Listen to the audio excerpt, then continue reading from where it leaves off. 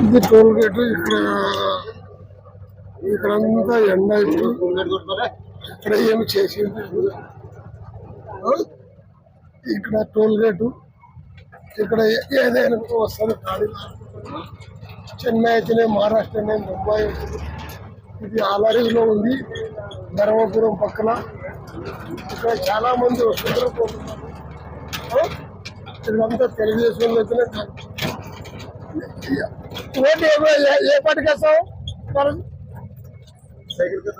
సైకిల్కి వేస్తావా? నీ ఏ పార్టీ అన్నా? ఎందుకు వేస్తారు ఓటు? సైకిల్కి వేస్తారా? ఇంకా వైఎస్ఆర్ ఉంది, ఇక చంద్రబాబు దొంగడా?